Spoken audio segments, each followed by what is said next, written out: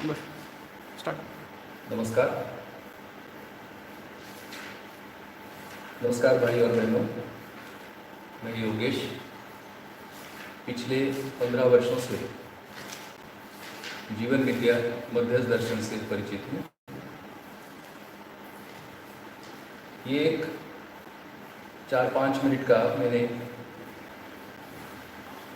अभी मेरा क्या स्थिति है उस पर थोड़ा सा लिखकर प्रस्तुत करने का प्रयास कर रहा हूँ, जिससे कि आज जो 2 सत्र होने हैं उन सत्रों को एक मैत्री भाव मिले, इस आशय से मैं कुछ मेरा छोटा सा परिचय और मैं इसमें क्यों जुड़ा हूँ इस पर मैंने थोड़ा सा स्पष्ट करने का प्रयास किया। वर्ष 2005 में पूज्य बाबा जी से परिचय हुआ। 2008 से अभ्युदय संस्थान अछोटी में सपरिवार निवासरत हूँ। मेरा सत्यापन यही है कि पूज्य बाबा जी के मार्गदर्शन में समझकर जीने की प्रेरणा मिली है। मेरा ध्यान समझकर जीने में लगा हुआ है। मैं पूज्य बाबा जी, माता जी, अम्बा दीदी, साधन भाई, महिमा भाभी और अमरकंटक में बाबा जी के परिवार के सभी सदस्य और जीवन विद्या के लोकव्यापीकरण में समर्पित सभी भाई बहन, पत्नी श्रीमती सुवर्णा, माता पिता, भाई सभी के प्रति कृतज्ञ हूँ। अभ्युदय संस्थान अछोटी से जुड़े हुए सभी परिवारों के प्रति मेरी कृतज्ञता है, जिन्होंने सदैव हमारे लिए स्वागत भाव रखा और विगत 12 वर्षों से तन मन धन से वो हमारा साथ दे रहे। साथ ही छत्तीसगढ़, महाराष्ट्र समेत देश भर से जुड़े हुए परिवार जो हमारे परिवार को पहचानते हैं, मैं सभी को प्रणाम करता हूँ, नमस्कार करता हूँ। साथ ही इस चैनल पर नवागत परिवार भी जुड़े हैं, उनको भी मैं मेरा नमस्कार और मेरा सादर वंदन प्रस्तुत करता हूँ। आज के उपलब्ध 2 घंटों में मानव व्यवहार दर्शन पुस्तक के अध्याय 8 और 9 में लिखी हुई अनुभूतियों को साथ में मैं पढ़ूंगा। यह साथ पठन की विधा यहाँ अपनाई गई है, इसलिए श्री राकेश भाई जी, प्रियंका बहन जी, श्री अजय भाई, उनका परिवार, इन सबके प्रयासों से मैं सहमत हुआ और इस चैनल से जुड़ने के लिए अपने आप को तैयार किया। हम साथ पढ़ते हैं, समानता के भाव सहित में हैं। मेरा प्रयास रहेगा कि जैसे मुझे समझकर जीने की प्रेरणा मिली है, आज के 2 घंटों में वही प्रेरणा साम्यता का परस्परता में ग्रहण और प्रसारण है। समानता का भाव के लिए मैंने मेहनत की है, कर रहा हूँ, करता रहूँगा। यह मेहनत करने में मैं आतुर, कातुर, आकुल, व्याकुल, कभी उद्विग्न, आवेशित भी हुआ। इसके लिए परस्पर समानता और साम्यता की पहचान अनिवार्य हो गई है, जिसके लिए अध्ययन और अभ्यास है, ऐसी मेरी स्वीकृति है। यह मुझे स्वीकार हुआ। आज के 2 अध्याय पद और पदातिक की पृष्ठभूमि यही है, यह मुझे अनुमानित हो रहा है। मानव परस्परताओं के होने रहने के प्रयास, मेरे प्रयास कहाँ गलत हो रहे हैं, यह मुझे स्पष्ट हो रहा है। इन गलतियों को कैसे ठीक करना है, यह भी इससे स्पष्ट हो रहा है। मानव मानव परस्परता परिवार और समाज के स्तर पर है। मानव और प्रकृति की परस्परता भी है, यह इस अध्याय से सुस्पष्ट हो रहा है। भाइयों और बहनों, इन अध्याय में हमें पद का अर्थ, पदातीत का अर्थ स्पष्ट किया गया है। यह हम पहचान सके कि अस्तित्व में पद हैं, अस्तित्व में पदातीत वास्तविकता भी है, और यह पद पदातीत वास्तविकता का अंतर संबंध है, यह दृश्य है जिसे समझना है। हम सभी इस दृश्य में अविभाज्य इकाइयां हैं। इन अध्यायों के पठन के पूर्व श्री राकेश भाई, श्री अजय भाई जी, श्री सुरेंद्र भाई रायपुर, श्री सुरेंद्र भाई, श्रीमती सुनीता दीदी अहमदाबाद, सभी ने पठन पूर्वक हम सभी को सहायता की है। विशेष प्रस्तुतियों में श्री साधन भाई जी, श्री राकेश भाई जी ने डिटेल्स तक स्पष्ट करने के लिए सहायता की है, और साथ में प्रश्नोत्तरी से प्रश्नों के उत्तर भी हो रहे हैं। श्री राकेश भाई जी, श्री श्रीराम भाई जी, श्री अशोक भाई जी, श्री प्रवीण भाई जी, श्रीमती, इन सभी ने पूज्य बाबा जी के मार्गदर्शन को यथावत उपलब्ध कराया है। वही स्पष्टीकरण मैं भी सुनता रहता हूँ, पुस्तक पढ़ता रहता हूँ, सही को समझने का प्रयास करता रहता हूँ। आज यह प्रयास की कड़ी मैं आप सभी के साथ सहभागी होने का मुझे अवसर मिल रहा है।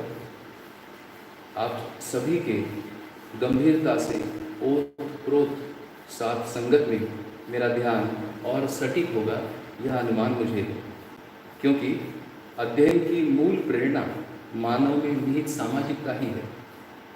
जागृति सहज परस्परता ही सामाजिकता है, यह मुझे स्पष्ट हो रहा है, और यह साम्यता मुझे इस माध्यम से जुड़े हुए सभी भाई बहनों में महसूस हो रही है। इसलिए मेरा विनय है कि इन 2 अध्यायों का पठन और आंशिक विश्लेषण में प्रस्तुत करूँगा। इस सह पठन में कुछ प्रश्न आते हैं, उनके उत्तर मेरे वरिष्ठ भाई बहन जो पहले से ही जुड़े हैं, वे यथावकाश सभी को दे रहे हैं, जो सटीक है। इस समय में हम अभ्युदय संस्थान में कुछ परिवार सदस्य मिलकर विगत दिनों में मानव अभ्यास दर्शन का पठन पूरा किया। कल से व्यवहारवादी समाजशास्त्र पढ़ेंगे। आज के मानव व्यवहार दर्शन के पठन में हम साथ साथ हैं।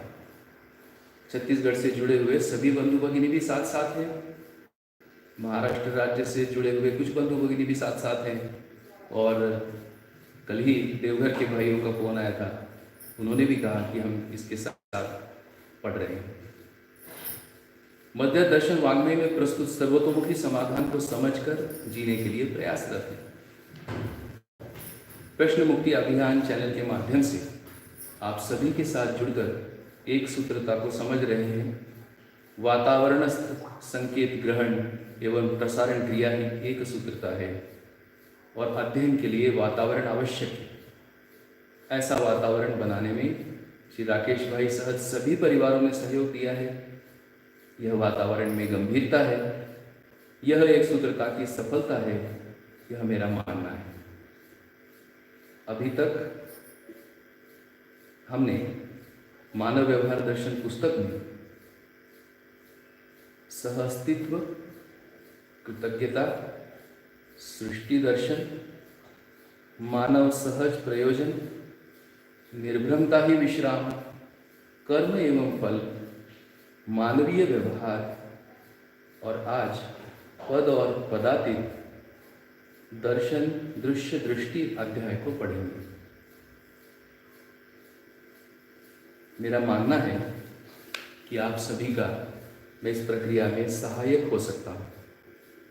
अध्ययन कराने की क्षमता अभी पूर्ण विकसित नहीं हुई, इसलिए अध्ययन कराने के अधिकार में मैं नहीं हूँ। वंदनीय बाबा जी की प्रत्यक्ष प्रेरणा, जो मेरा सौभाग्य है कि अध्ययन प्रक्रिया के लिए उनके मार्गदर्शन से और अभ्युदय संस्थान परिवार के परिश्रम से निर्मित वातावरण में मुझे सद्गति की दिशा मिली है, इसी कड़ी को आगे बढ़ाते हुए इस अध्ययन प्रक्रिया में एक सहायक की निष्ठा से मैं हूँ, यह मेरा विनय है। नमस्कार। भाई और बहनों, मुझे लगता है कि हम अध्याय 8 को शुरू करने से पहले एक बार पुनः सभी अध्यायों से एक बार गुजरते हैं, जिससे पद और पदातीत अध्याय में जो अनुभूतियां हैं, उन अनुभूतियों के साथ हम अपना कनेक्शन बना के रख सकते हैं। तो सर्वप्रथम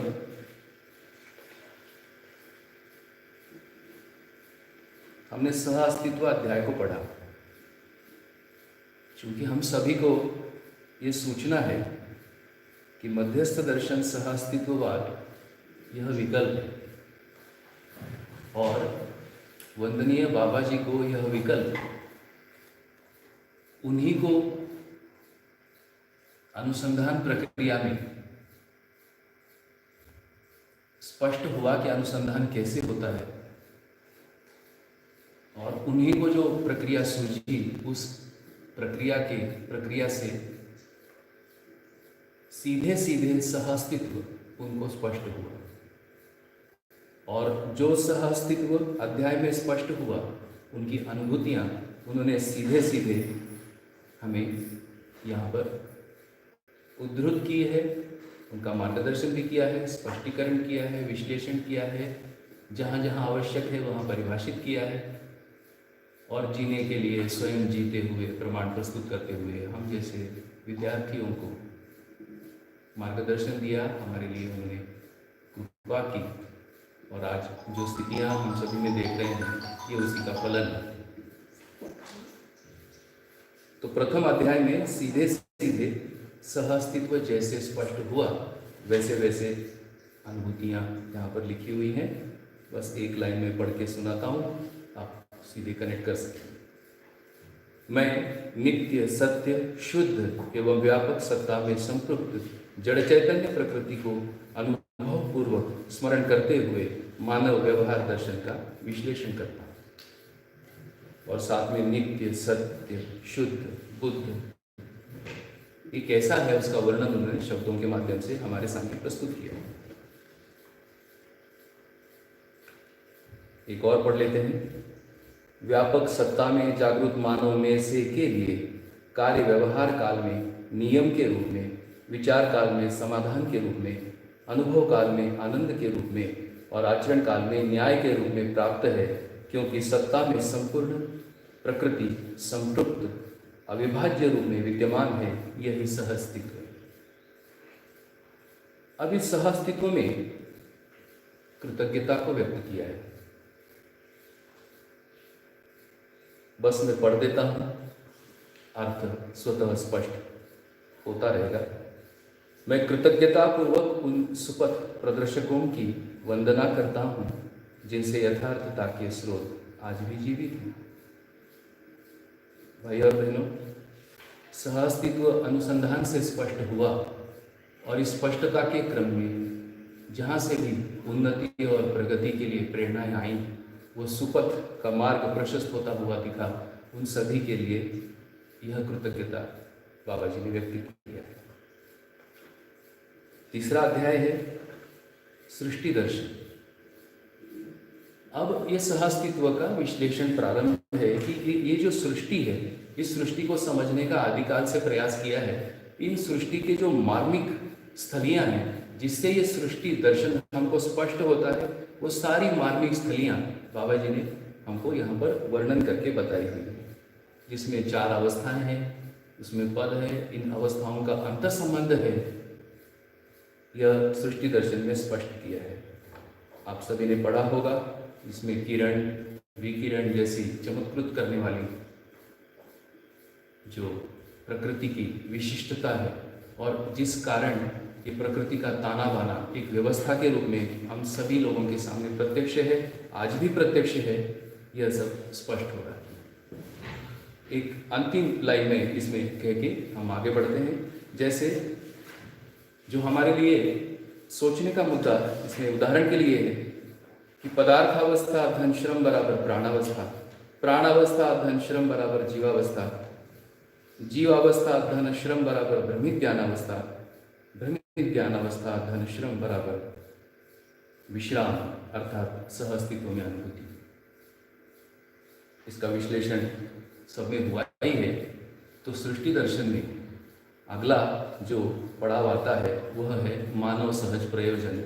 इस सृष्टि में मैं अपने को भी पाता हूँ, मैं मानव हूँ, यह भी सृष्टि दर्शन में दिखता है। मैं हूँ तो फिर मेरा प्रयोजन क्या है? तो अध्याय 4 में मानव सहज प्रयोजन को विश्लेषित किया हुआ है। तो पुनः एक बार सह अस्तित्व में कृतज्ञता, इस कृतज्ञता के साथ सृष्टि दर्शन का विश्लेषण और इस सृष्टि दर्शन में मानव के होने का प्रयोजन का विश्लेषण। एक अनुभूति पढ़ते हैं। विश्राम के लिए ही इस पृथ्वी पर मानव अपने महत्व को जानने पहचानने के प्रयास एवं प्रयोग में व्यस्त है। ये विश्लेषण स्वतः ही सबके सामने आता होगा। आगे के अध्याय में सृष्टि दर्शन के साथ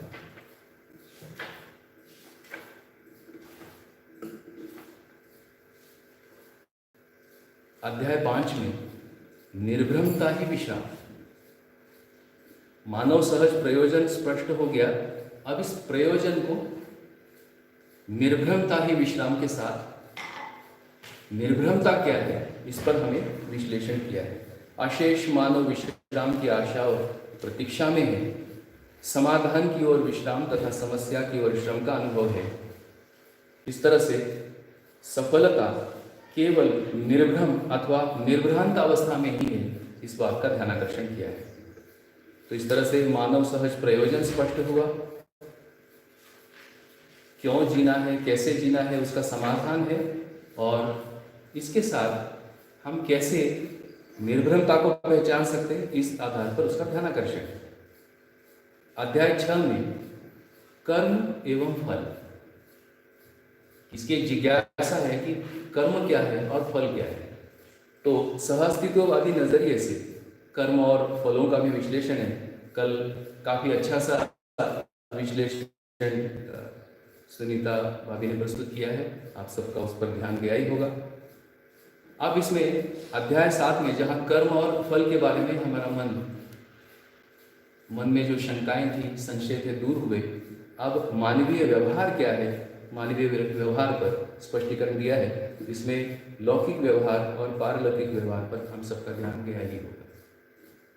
और आज हम अध्याय 8 में पद एवं पदाति, तो पुनः एक बार थोड़ा सा और इसमें कनेक्ट करना चाहता हूँ कि सहअस्तित्व में कृतज्ञता, सृष्टि दर्शन, मानव सहज प्रयोजन, निर्भ्रमता ही विश्राम, कर्म एवं फल, मानवीय व्यवहार। अब इतना सारा स्पष्टीकरण में स्वाभाविक है पद और पदातीत के बारे में हमारे में जिज्ञासा उत्पन्न होती है कि ये मानव पद में हूँ, तो मानव पद में होने का अर्थ क्या है और पदातीत वास्तविकता क्या है। ये दोनों के बारे में स्पष्ट होने से जो अगला अध्याय है दर्शन, दृश्य और दृष्टि, तो फिर दर्शन क्या है, ये दृश्य क्या है और उसमें मेरी दृष्टि का परिमार्जन या दृष्टि क्या होनी है, इस पर स्पष्टीकरण है। तो अध्याय 1 से 9 में यह दिखता है कि यह जैसा सहअस्तित्व स्पष्ट हुआ है वहाँ तक बाबा जी हमारा ध्यान दिला रहे हैं, और अध्याय 10 से आगे स्पष्टता से मार्गदर्शन है। अब ये जो हमारा ध्यान गया कि इस तरह से वास्तविकताएं हैं, यह सच्चाई है, इस सच्चाई के साथ जीने के लिए व्याकुल मानव में क्लेश मुक्ति के लिए क्या उपाय योजनाएं हैं, वहाँ से लेकर 18 तक अध्ययन प्रक्रियाएं, इसमें हमें क्या क्या स्पष्ट होना है, कैसे हमारे आचरण और व्यवहार होने हैं, कैसे हमारे कर्मों का दिशा होना है, ये सबका स्पष्टीकरण हमें 18 तक मिलता है। तो भाइयों और बहनों, इस कनेक्शन के साथ हम अध्याय 8 का पठन करते हैं। मेरा विनय ये रहेगा कि मैं एक बार पहले पढ़ता हूँ अच्छे से, और फिर एक एक दो दो लाइन में जितना मेरा ध्यान गया है इस अध्याय में, उनको स्पष्टता हमको बिंदु रूप में आपके सामने रखने का प्रयास करता हूँ। आशा करता हूँ पिछला 20 मिनट में हम कुछ कनेक्शन बना पाए होंगे, और आप सबको जो समय आप दे रहे हैं उसकी एक सार्थकता भी आप सबको स्वीकार हो रही है। तो अध्याय 8, पद और पदातीत। पद एवं पदातीत के भेद से अर्थ है। पदों का वर्गीकरण अपेक्षाकृत ढंग से रूप, गुण, स्वभाव, धर्म की अवस्था एवं अनुपात के अध्ययन से सिद्ध है। इसलिए पद अनेक और पदातीत व्यापक है। पद का निर्णय रूप के अनुपात, उसकी अवस्था, स्वभाव तथा उसमें निहित बल और शक्ति से होता है। यही स्थिति गति है। जो किसी पद में नहीं हो या सीमित ना हो, जिसमें ही सभी पद निहित हों या जिसमें उनका समावेश भी हो, उसे पदातीत की संज्ञा है। यह व्यापक सत्ता ही है।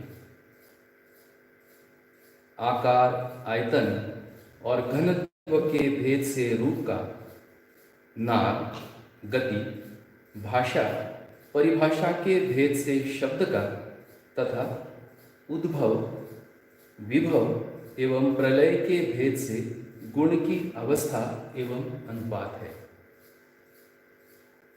नियम एवं प्रक्रिया पूर्वक सिद्धि की अर्थ संज्ञा है।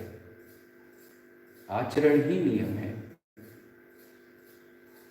सर्वत्र प्राप्त साम्य सत्ता में अनुभूति ज्ञान की पदातीत अर्थ संज्ञा है, क्योंकि उसके अस्तित्व का अनुभव है।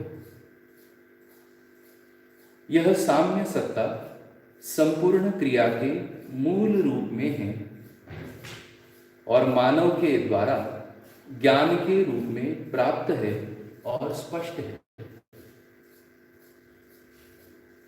सर्वत्र एक ही प्रकार से स्थित होने के कारण साम्य सत्ता की ही व्यापक संज्ञा है। इसलिए पदातीत व्यापक और पद अनेक एवं सीमित है, क्योंकि इकाइयां अनंत हैं। हर इकाई अपने ह्रास या विकास पूर्वक क्षमता, योग्यता, पात्रता के अनुसार अपने अपने पद में अवस्थित है। पद का निर्णय इकाई के गठन, प्रक्रिया एवं आचरण से होता है।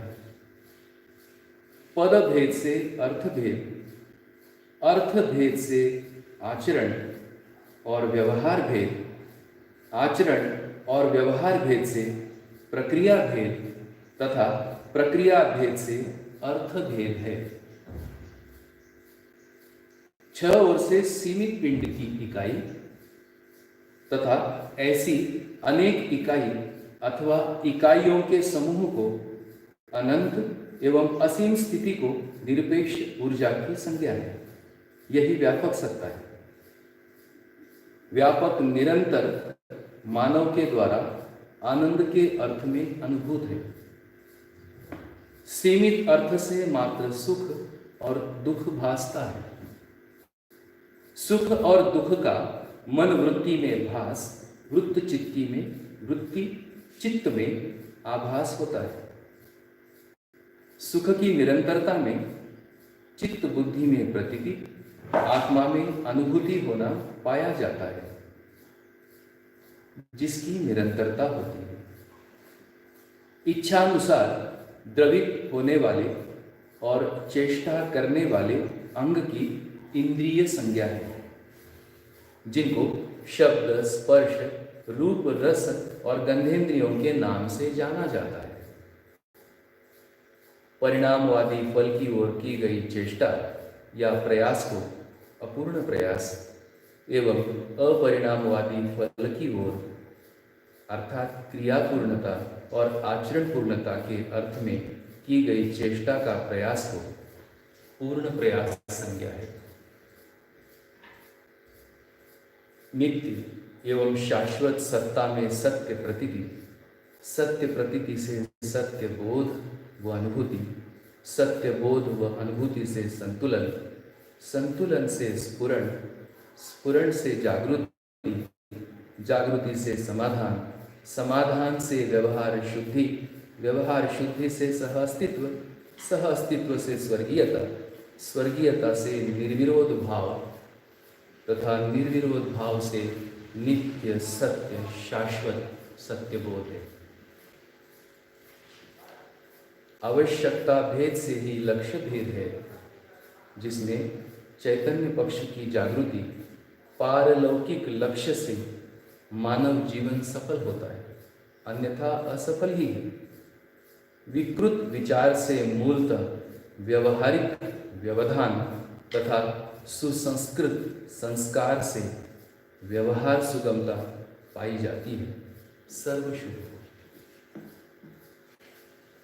तो भाइयों और बहनों, इस अध्याय में कुल 17 अनुभूतियां हैं। अब इन अनुभूतियों को थोड़ा थोड़ा विश्लेषण करने का प्रयास करता हूँ। बिना अधिकार के ये सभी 17 अनुभूतियां विश्लेषित करना एक धारिष्ट है, पर जीने की प्रेरणा इससे मिलती है। इन अनुभूतियों को पढ़ने से इन शब्दों के जो अर्थ है, जितनी अपनी पात्रता है, जितना योग्यता है, उस आधार पर, और जो अभी शुभ कल्पना है, शुभेच्छा है हमारी मानसिकता में, वो जो बीज है, उस बीज के आधार पर हम एक प्रयास कर सकते हैं कि इन अनुभूतियों का विश्लेषण। तो ये पद और पदातीत, इसके लिए ये कैसे हमारे लिए महत्वपूर्ण है, इस पर मैं मेरा थोड़ा ध्यान चला गया है, इस पर थोड़ा सा बात रखता हूँ। कि जैसे अस्तित्व एक व्यवस्था है, इस व्यवस्था बोध होने के अर्थ में ये पद और पदातीत की अनुभूतियां, इनका विश्लेषण हमारे लिए महत्वपूर्ण हो जाता है। कि जैसे इकाई है तो इकाई का अर्थ भी है और इकाई का पद भी है। तो पद एवं पदातीत के भेद से अर्थ है। यहाँ ध्यान देना होगा कि पद और पदातीत भेद शब्द का अर्थ है स्पष्ट होना, एक अर्थ है, और दूसरा प्रकार। तो कभी भेद स्पष्ट होने के अर्थ में, कभी प्रकार होने के अर्थ में। यहाँ जो भेद शब्द है वह स्पष्ट होने के अर्थ में है कि पद और पदातीत का भेद हमें स्पष्ट हो। पदों का वर्गीकरण अपेक्षाकृत ढंग से रूप, गुण, स्वभाव, धर्म की अवस्था एवं अनुपात के अध्ययन से सिद्ध है, इसलिए पद अनेक और पदातीत व्यापक है। अब यहाँ ध्यान जाता है कि ये जो पद हैं, इन पदों का वर्गीकरण किस आधार पर है। मानव ने अस्तित्व को समझने का प्रयास किया और अस्तित्व एक व्यवस्था में 4 पदों का उल्लेख आया है। तो ये 4 पद, प्राण पद, भ्रांति पद, देव पद और दिव्य पद, ये जो वर्गीकरण है, यह वर्गीकरण अपेक्षाकृत ढंग यानी रूप, गुण, स्वभाव, धर्म की अवस्था एवं अनुपात के अध्ययन से सिद्ध है, इसलिए पद अनेक और पदातीत व्यापक है। पद का निर्णय रूप के अनुपात, उसकी अवस्था उसमें निहित बल और सापेक्ष शक्ति से है, यही स्थिति गति है। तो अस्तित्व में हर इकाई की स्थिति गति है।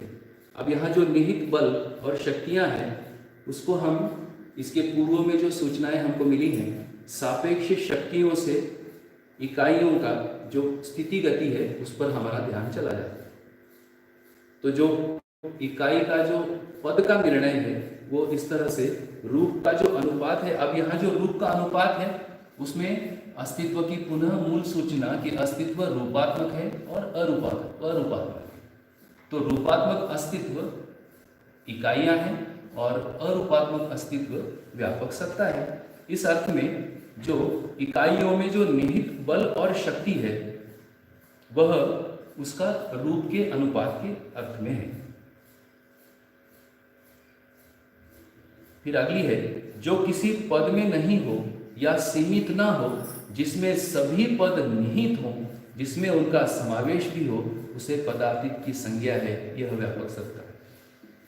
अब यह पदों की पहचानने के अर्थ में यह अनुभूति हमारा ध्यान दिलाती है कि सभी पद पदातीत व्यापक सत्ता में डूबे हैं, भीगे हैं, घिरे हैं। तो पद है जरूर, पद के बारे में हम लोगों के मानसिकता में विशेष करके जब हम मानवीय व्यवस्थाओं की बात करते हैं तो हम सबको ये पदों का बारे में अच्छे से अब ध्यान चला गया होगा। एक पद भय भी आया है, भयों में एक पद का भय भी है। तो कितने प्रकार के पद सृजित होते हैं, कितने प्रकार के मूल पद हैं, और ये सारे मूल पद व्यापक सत्ता में हैं, इसलिए ये पदों को हम एक दूसरे को पहचान सकते हैं। तो पदों की पहचानने का आधार पदातीत व्यापक सत्ता, और इस सत्ता में हम ये पदों का वर्गीकरण भी पहचानते हैं और हम किस पद में हैं इसका हमको भली भांति आकलन भी होता है। किस पद में हमें जाना है, उसकी गति क्या है, उसकी प्रक्रिया क्या है, यह भी इस अनुभूति से हमको धीरे धीरे स्पष्ट होने लगता है। आकार, अब थोड़ा डिटेल है। आकार आयतन घनत्व के भेद से रूप का, नाद गति भाषा परिभाषा के भेद से शब्द का, यहाँ पर रूप और गुण का विश्लेषण दिया हुआ है। उद्भव विभव एवं प्रलय के भेद से गुण की अवस्था एवं अनुपात है। तो रूप और गुण की जो अवस्था है वह कल जैसे स्पष्ट किया था, बड़ा अच्छा है चार्ट हमारे सुरेंद्र भाई ने बनाए हैं। उन चार्ट पर एक बार नजर लगा डाल देंगे तो उद्भव किसे कह रहे हैं, विभव किसे कह रहे हैं और प्रलय किसे कह रहे हैं। यहाँ पुनः भेद यानी स्पष्टता और प्रकार से जो गुण जिसे हम परस्परता में प्रभाव कहते हैं, जिस आधार पर यह सारा इकाई अपने अपने पद में व्यक्त है और मानव इकाई जागृति क्रम जागृति की ओर गतिशील होती हुई भी स्पष्ट होती है। आगे, नियम एवं प्रक्रिया पूर्वक सिद्ध सिद्धि की अर्थ संज्ञा है, आचरण ही नियम है। अब ये हमारे लिए महत्वपूर्ण अनुभूति जैसे आता है कि जो सिद्ध सिद्धि का अर्थ है यानी पद और पदातीत, इस अनुभूति में हमें अर्थ की ओर ध्यान जा रहा है। अब ये अर्थ कैसे होता है, तो अर्थ है नियम और प्रक्रिया की सिद्ध सिद्धि। सिद्ध का मतलब है यहाँ प्रमाण सिद्ध। अस्तित्व में हर इकाई प्रमाण सहित है, इसलिए वो सिद्ध है।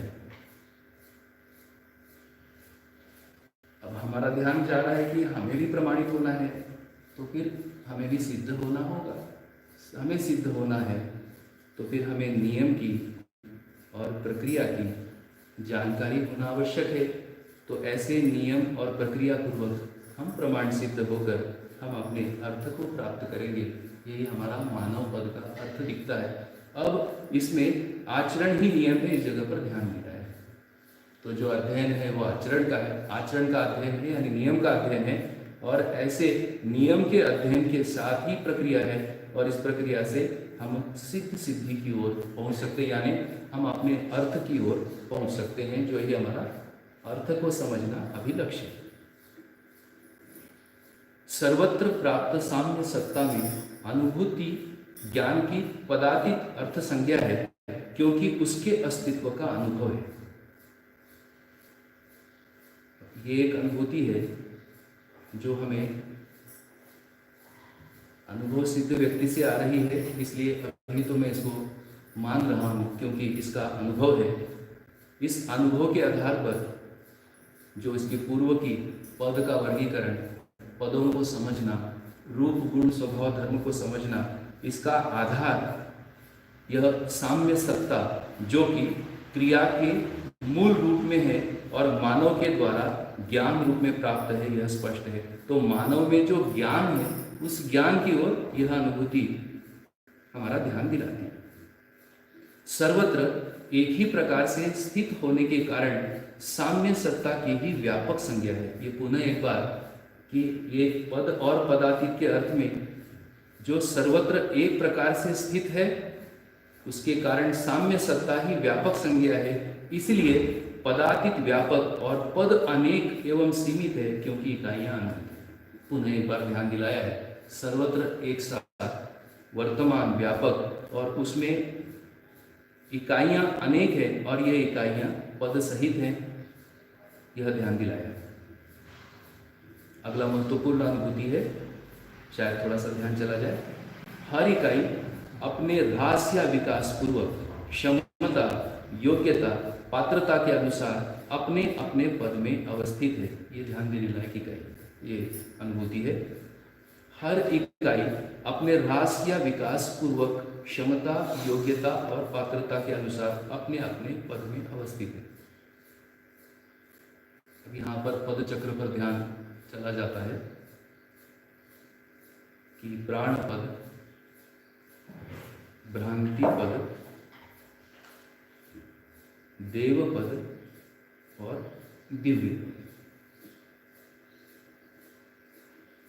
अब आगे हमारे लिए लक्ष्य है कि हम देव पद और दिव्य पद, ये लक्ष्य है मानव चेतना के धरातल पर।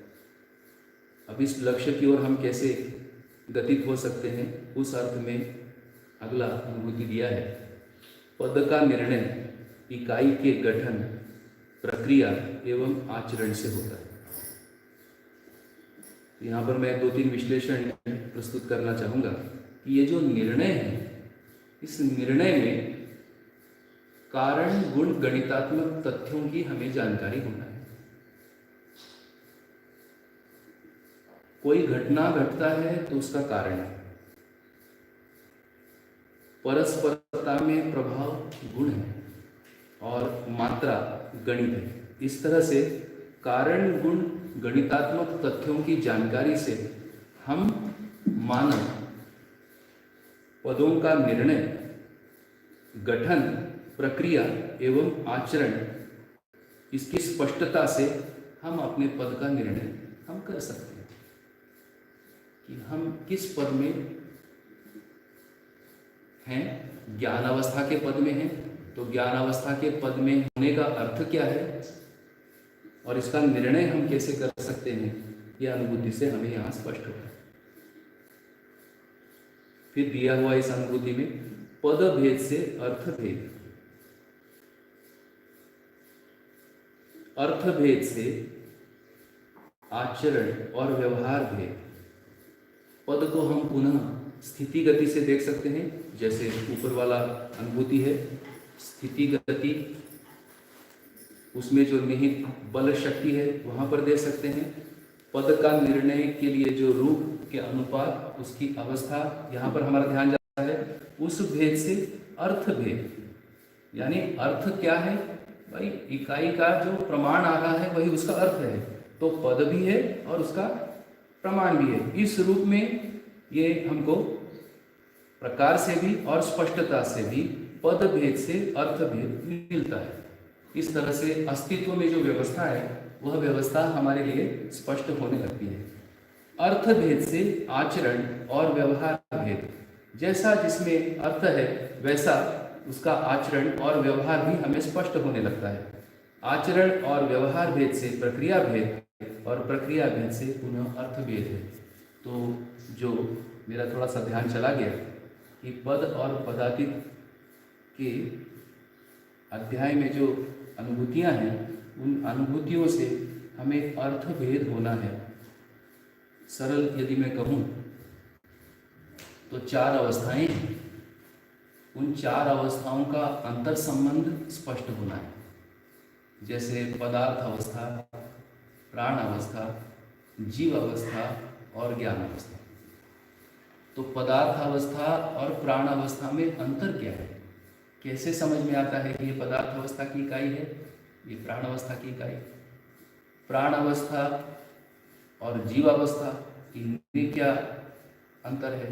कैसे समझ में आता है ये प्राण अवस्था की इकाई है, ये जीव अवस्था की इकाई है?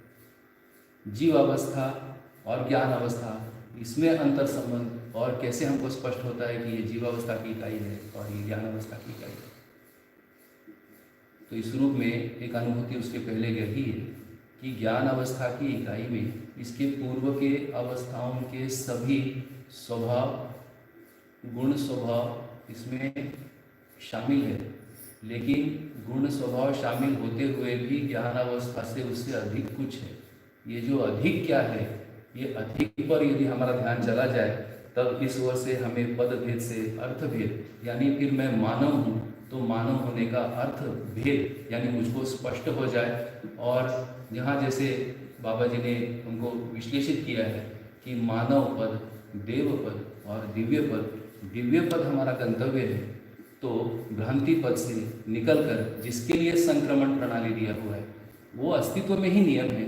ऐसे संक्रमणों से गुजरकर हम कैसे भ्रांति पद से मानव पद से देव पद और देव पद से दिव्य पद, तो जीने के अर्थ में हम इन पद भेद से अर्थ भेद को, अर्थ भेद से आचरण और व्यवहार भेद, आचरण और व्यवहार भेद से प्रक्रिया भेद तथा प्रक्रिया भेद से अर्थ भेद है। तो भाई और बहनों, इन सभी मुद्दों पर हमारा अच्छे से ध्यान, बार बार ध्यान चला जाए। इसके पूर्व के जितने भी विश्लेषण आए हैं, इन सभी विश्लेषणों में छोटा छोटा सारांश इन मुद्दों को लेकर आपके मन में बन रहा होगा। जैसे जैसे हम आगे बढ़ेंगे कुछ मुद्दे अभी उत्तरित होंगे, यथावकाश शेष मुद्दे भी उत्तरित होने लगेंगे।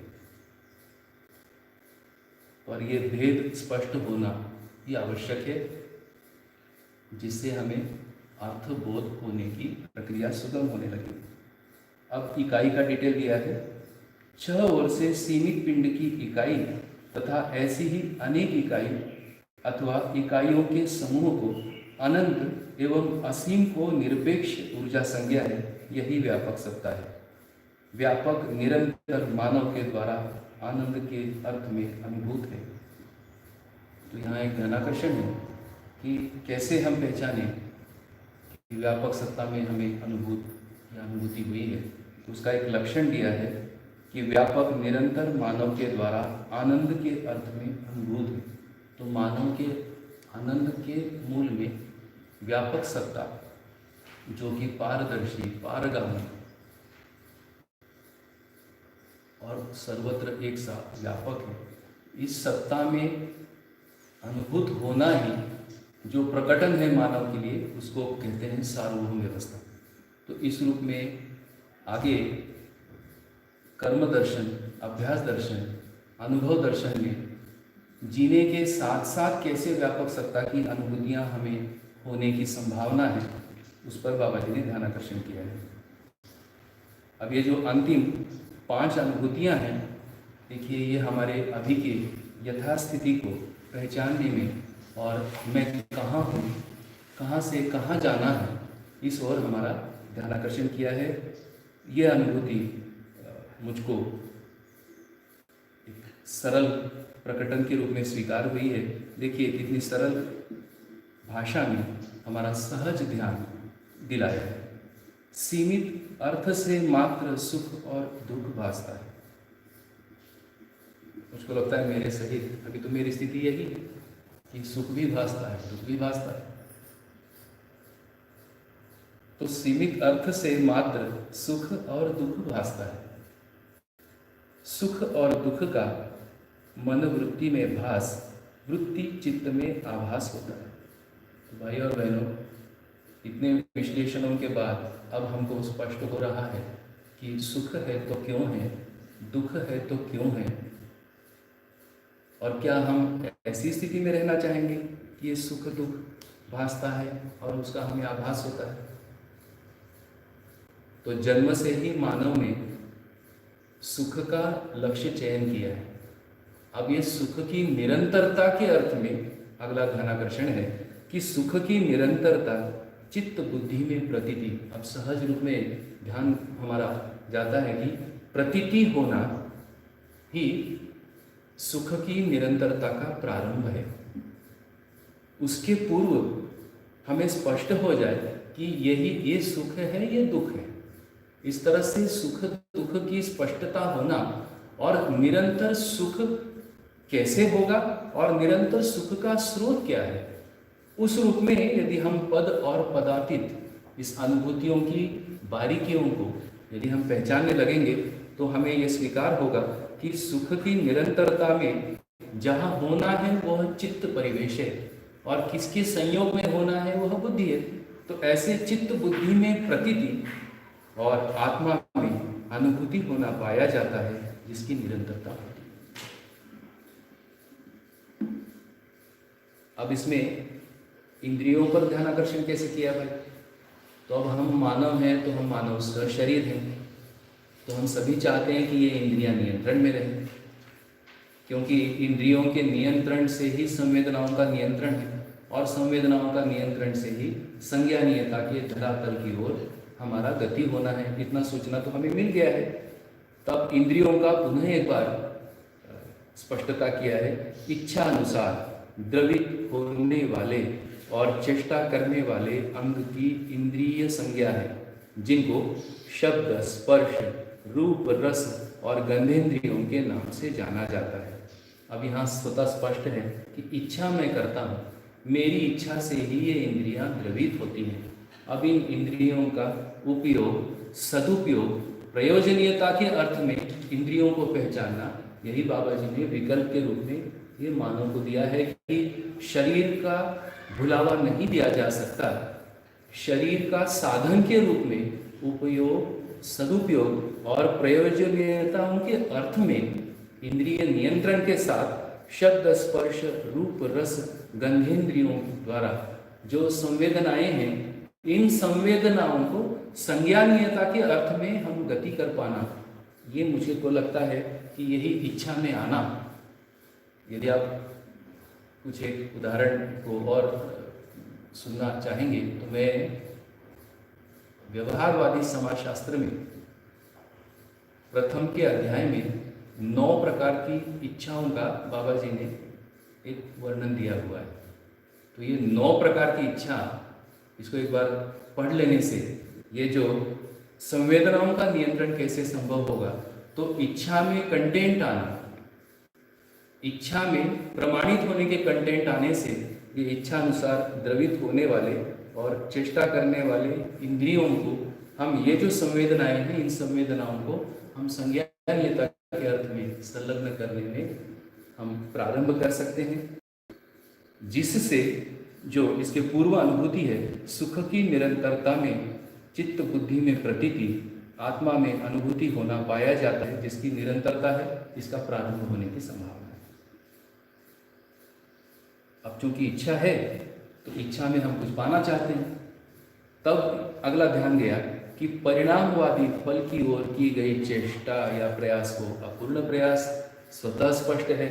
परिणामवादी फल हमें सूचना है कि जड़ पर जो प्रयास है वो सारे परिणामवादी हैं, यानी शरीर और शरीर के साथ किया गया समस्त कार्यक्रम सुख की अपेक्षा में इसके साथ फैलाया गया पूरा कार्यक्रम यह अपूर्ण प्रयास कहलाएगा, क्योंकि ये परिणामवादी है, यानी इसमें क्षरण की ये बना ही रहेगा, ये नियम है उसके साथ। एवं अपरिणामवादी फल की ओर अर्थात क्रिया पूर्णता, इस रूप में यहाँ पर चेतना विकास को ध्यान में लाना, इस सूचना को हम ध्यान में ले आ सकते हैं कि एक ऐसे विकास की बाबा जी ने हमें प्रस्तावना दी है कि जो इरिवर्सिबल है, यानी एक बार मानव चेतना की धरातल मिल जाने से पुनः जीव चेतना की धरातल पर ये आने का इसमें प्रावधान नहीं है। इसी को हम संक्रमण कहते हैं। एक स्थिति से दूसरी उन्नत स्थिति में पहुंचना और पुनः उसी स्थिति में बने रहना, यही ऐसा ही विकास के अर्थ में अपरिणामवादी फल, ऐसा विकसित चेतना संपन्न हम मानव होना चाहते हैं, इस ओर ध्यान देना, और जिसके लिए क्रिया पूर्णता इसकी भी सूचना हम सबके पास है ही। आचरण पूर्णता, इसकी भी सूचना हम सबके पास है। इस अर्थ में की गई चेष्टा या प्रयास को पूर्ण संज्ञा कहा है। तो भाइयों और बहनों, मेरा ध्यान चला जाता है कि चेष्टा और प्रयास ही हमारे पास मौलिक है। इन चेष्टा और प्रयास को दिशा देने की आवश्यकता, इस चेष्टा और प्रयास को लक्ष्य देने की आवश्यकता है कि नहीं। तो ये लक्ष्य दिया हुआ है अपरिणामवादी फल, जिसे हम चेतना विकास मूल्य शिक्षा भी कहते हैं। तो ऐसे चेतना विकास मूल्य शिक्षा रूपी शिक्षा और जो परिवार मूलक स्वराज्य व्यवस्था, ये दो डिजाइन बाबा जी ने दिए हैं। इनको इंगित करते हुए यदि हम देखेंगे कि ये जो चेष्टा और प्रयास, ये पूर्ण प्रयास की संज्ञा प्राप्त कर सकते हैं, ऐसा एक मेरा सोचना है। अब ऐसे में जो अंतिम से पूर्व अनुभूति है, उसमें एक प्रक्रिया दिया है, नित्य एवं शाश्वत सत्य सत्य प्रतीति। सत्ता है, यह ध्यान रखते हुए इस सत्ता में सत्य प्रतीति, सत्य प्रतीति से सत्य बोध व अनुभूति, सत्य बोध व अनुभूति से संतुलन। तो सत्य क्या है, इसकी सूचना हमारे पास होना। सह अस्तित्व सत्य है। यहाँ अगर विश्लेषण के लिए रखूं तो यह सह अस्तित्व सत्य प्रतीति से सह अस्तित्व बोध व अनुभूति, सत्य बोध व अनुभूति से संतुलन मार्मिक है। यह संतुलन एक साधारण उदाहरण से देख सकते हैं। मानव में मानव मानव परस्परता में संतुलन, हम परिवार में जीते हैं, परिवार में संतुलन, हम समाज में जीते हैं, समाज में संतुलन, प्रकृति में स्वयं संतुलन है ही। इस संतुलन के आधार पर हम अपनी जीवन शैलियों को सजाते हैं। तो उस रूप में एक संतुलन हमको व्यवहारिक धरातल पर चित्रित होने की संभावना है, जिसकी कामना हमने शुभ कामनाओं के रूप में हमने की है या हमारे में होती है। पर यह सफल के उसके लिए नित्य एवं शाश्वत सत्ता में सत्य प्रतीति, सत्य प्रतीति से सत्य बोध व अनुभूति, सत्य बोध व अनुभूति से संतुलन, संतुलन से स्फुरण स्वाभाविक है, संतुलन से स्फुरण है, स्फुरण से जागृति, जागृति से समाधान, समाधान से व्यवहार शुद्धि, व्यवहार शुद्धि से सहअस्तित्व, सहअस्तित्व से स्वर्गीयता, स्वर्गीयता से निर्विरोध भाव तथा निर्विरोध भाव से नित्य एवं शाश्वत सत्य बोध है।